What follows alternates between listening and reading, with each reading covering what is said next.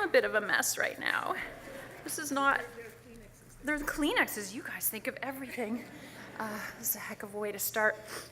Madam Board Chair, Madam Chancellor, Madam President, distinguished guests, faculty, graduates, family and friends, it is such an honor to stand here on unceded Mi'kmaq territory today with all of you. And I feel that saying it's an honor to be here and to be chosen for this very special recognition, that the word honor is somehow not big enough. It's not weighty enough for what I'm feeling today. It is an honor. It is truly an honor to become a Mount St. Vincent alumna with you today. Mount St. Vincent is a university that, since its origins in 1873, was rooted in a justice-seeking mission. Justice for women to learn and participate equally in society at a time when women couldn't even vote. At a time when most universities in Canada would not accept women. And if you live in Halifax, you might know the Mount as this plucky little university on the Bedford Basin. But what's been happening here on campus is a little bit of magic and a whole lot of justice for almost 150 years. And that justice is not lost on me. So when I say it's an honor to become one of you, I truly mean that it's an honor. You're graduating today. And when you're out in the world and people ask where you went to school and you're talking about the Mount, remember that history of the Mount and be proud that you graduated from a school that has been at the forefront of the struggle for justice since day one. It's that history of justice that makes me so proud to be awarded this honorary degree, because all I've ever wanted to do in my life is work on the issue of justice. And for me, justice is social justice, economic justice, and environmental justice. As you heard, I grew up in a small hard rock mining town in Northern Ontario, and we were desperate for jobs. All the mines had shut down, and there wasn't very much work. And I remember when I was about 15, someone, I don't know who, they, approached my town and said, "We have an idea for economic growth." They came to my town and they proposed filling those empty mine shafts with toxic waste. It would create jobs, they said. It was environmentally sound, they said. Trust us, they said. Well, my girlfriends and I, we weren't engineers or scientists, and we couldn't make sophisticated arguments to counter their claims, but we knew in our 15-year-old hearts, filled with a passion for the environment, rivaled only by our passion for New Kids on the Block, that what they were saying didn't quite seem right. It didn't seem just. Just because my town was poor didn't mean that we would do anything for jobs, and just because our environment was remote didn't mean that it wasn't worth protecting. So my girlfriends, Patty Mullins, Amy Morrison, and I, we decided to do something and raise our voices. We went down to Gordon's Stationery on Government Road, and we bought black Bristol board and fluorescent paper, and we painstakingly cut out of the fluorescent paper little letters, and we spelled out on the Bristol board, "No, no, we won't glow." And we thought we were pretty clever. And the night of the big town council meeting, we headed down to town hall. Just me and Amy, because Patty had to babysit. So Amy and I stood outside of town hall, and remember, it's just two of us, there's no circle here. "No, no, we won't glow. No, no, we won't." And we marched back and forth, and all the media was there. We were interviewed by 560 CJKL-FM. We were interviewed by the Northern Daily News, and there was even a TV crew from Timmins. And we talked about our town. We talked about our environment, how we loved it, how we wanted our town to be healthy. And that night, town council voted against the proposal to fill those empty mine shafts with toxic waste. Thank you for the applause, but I really don't think it was me and Amy and Patty that flipped the switch on that one. But for the first time, I felt like I was part of something bigger than me. For the first time, I had this experience like I could contribute. I had something to say, and my contributions mattered.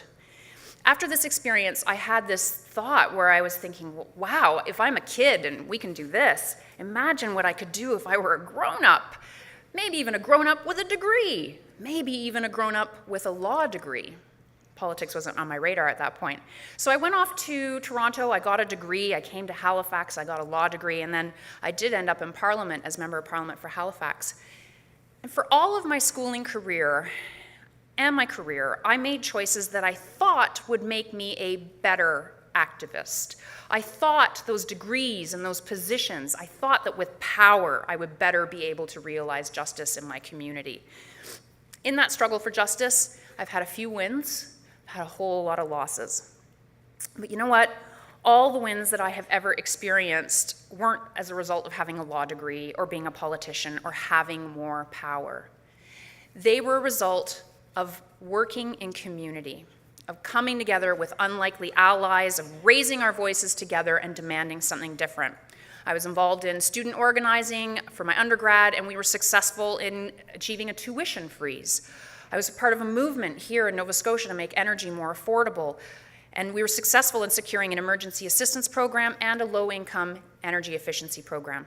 And as a politician, I met a group of incredible activists who did all this work to ban plastic microbeads. And sure, I helped out by introducing the legislative tool to make that happen, but truly, they did all the work.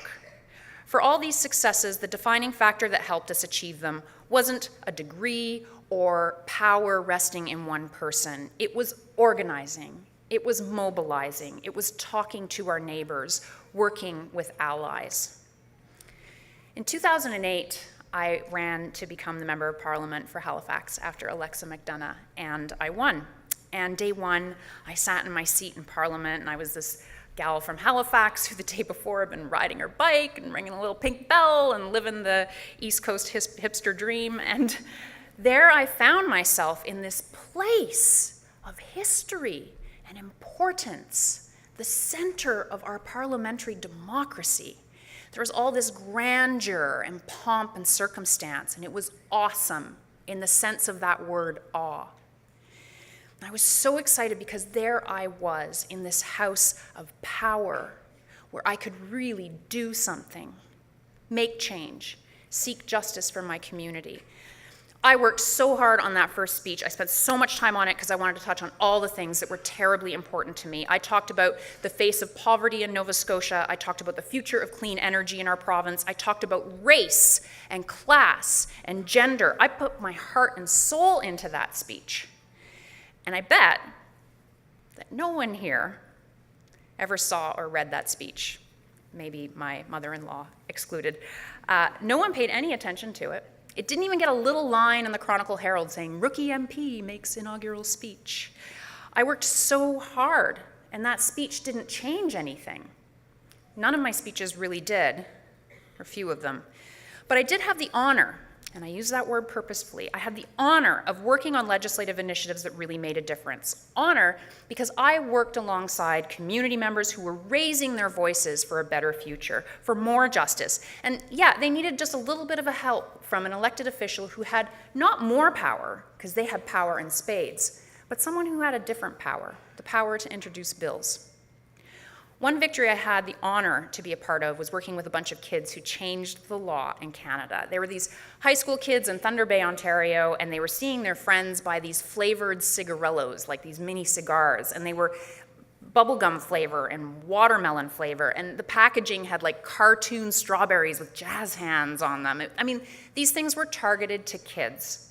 So these teenagers decided to tackle flavored tobacco. They got together, they started a group. They called it Flavor Gone, and they had a motto, "Cancer shouldn't come in candy flavors." And at first they were just a high school group, and they got together at school, but they turned those meetings into rallies, and those rallies got some media attention. And before you knew it, those kids were doing radio and TV for stations across the country. They started letter writing campaigns, sending letters to the Minister of Health and all the MPs. And one politician answered and said, "Hey, I'll turn that into a private member's bill, and we can close that loophole." Sounds like the problem's solved, except it's really hard to get a private member's bill through Parliament. But at least the bill existed. You could point to it and say, hey, this is the solution right here. So the students held more rallies, they started a petition, and then they were asked to come and present to other groups, like big national groups like the Canadian Cancer Society and the Lung Association and the Colleges of Nurses and Physicians. And some of them started to endorse these kids. They did online videos, they did more media, they went to Parliament Hill and held a press conference, and then one day the Minister of Health made an announcement, and she said that she would fast-track that private member's bill and make it law. They did it, these kids. They changed the law in Canada. They took on tobacco companies and they changed the law. And they taught me something that I knew in my heart, but that I don't think I really articulated to myself, and that's that you don't need to be a lawyer or a politician or a CEO, that we all have power. We have different kinds of power, and we have so much more power when we work together. All of us have the power to make change in our communities. It's in your DNA now as a Mount graduate. And it doesn't have to be about the career you choose. We can contribute in so many different ways, like my friend Carrie, who's graduating today, and who's supporting her son to live his truth, and who is seeking out mentors to help him find his truth. Or my friend Lindsay, who's graduating today, who volunteers her time with women in sport, building strong bodies and confident athletes.